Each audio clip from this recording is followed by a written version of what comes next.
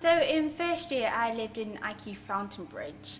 It was really nice halls. I had my own bathroom, which I found, I wasn't planning to have my own bathroom, but I found it quite essential, and in the end it was much more comfortable because you are living with strangers. I lived in New Arthur Place, which is like just near the big gym, so that was really, really handy. And I lived in Meadow Court, so it's right beside Summer Hall, which is the old vet school, and therefore it's right beside the bus stop. So it was like I could roll out of my bed and I'd be in the bus. In first year, I lived in Pollock Halls. I was originally in Grant House, and then I had to get moved to Baird House. Because I'm doing the vet degree, I have to stay on an extra week in comparison to all the other students. So they couldn't offer me to stay on an extra week at Grant, so they had to move me to Baird because they were doing renovations in Grant. Some of the older students, they live in like non-uni accommodation. That's something, maybe just not their thing, but we like our student, or I like my student accommodation. Yeah, definitely. I mean, a lot of people have said, I feel like I'm boasting, but a lot of people said that my student accommodation, which is Meadow Court, is the best, and it's just because it's recently done up. It's right beside the bus stop. It's also like really central, and it's quite good because it's not like a lot of vets live there. Where in Pollock, there's a lot of vets, so if you want to sort of be friends with other non-vets, that's quite a good thing because you need that balance, I would say, in your friends. Yeah, and Pollock's good if you can't cook for yourself because that's like all catered. Yeah. But self-catered at the same time, it's good that you don't have to be back from the vet school at a certain time.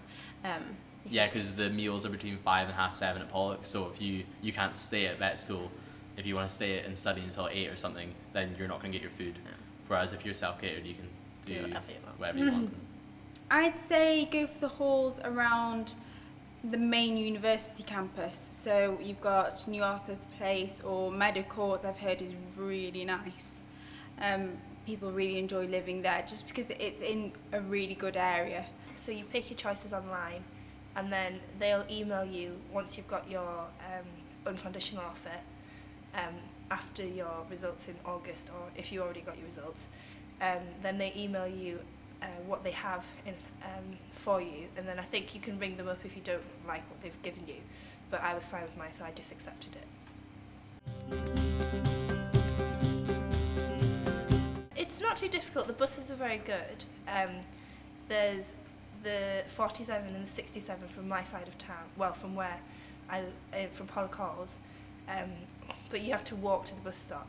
Yeah, it takes quite a lot of getting used to, like the bus, but then you get into the routine, like it's just second nature, really. Yeah, the vet school put on like complimentary buses for the first 2 weeks from Pollock, so it gave you a chance to chat to everyone, find out where they were, and and then you get to know like the route to Easter Bruce and stuff like that. yeah, you'll and be you sick just of that route yeah, by the end. you will be.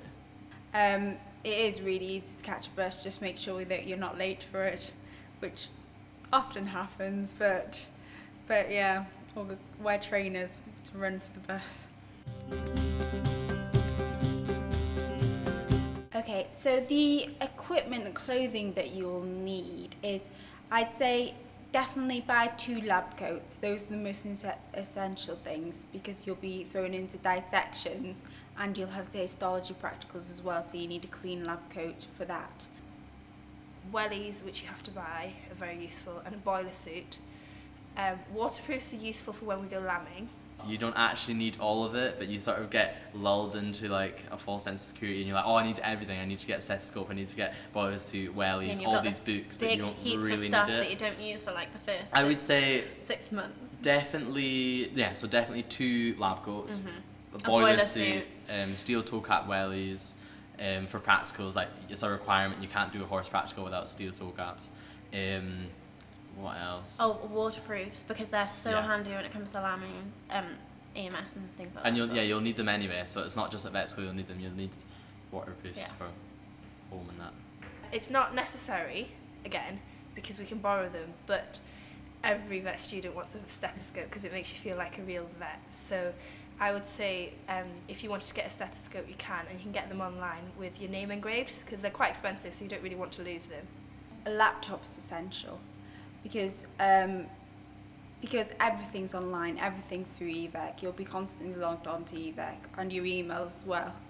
There's just so much stuff happening that you're constantly checking it, and so it's essential that you have a good working laptop that you trust and have a USB drive or something to back up your work as well. I'd say that just an iPad or a tablet isn't enough, so you need something that's a bit bigger than that.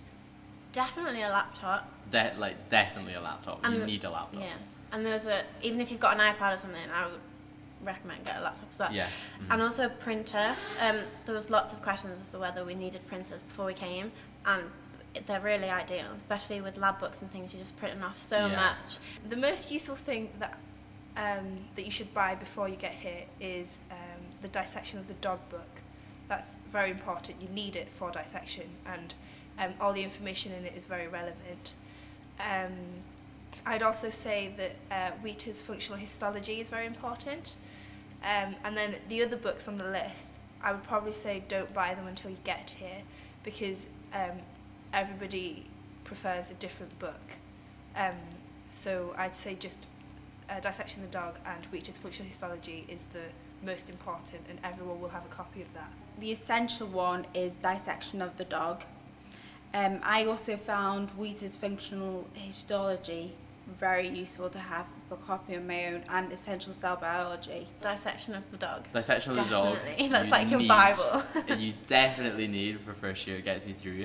Then you also, I would say you need Wheater's, so that's Wheater's Functional Histology, so for all your histology labs. And then also I'd say cell biology. Oh yeah, cell biology. Yeah. Like you'll do cell biology in school and stuff like that, and you might think that you're like total boss at it, but you're really not. No. Because then you come into first year and you have to do so much more cell biology. With the other books, you can get them in the library. There is a reserve section, so if it isn't there one day, it will be there the next day. So don't worry too much about that. And if you find that you need a book, it's not often when you get here, then it's easy to order them.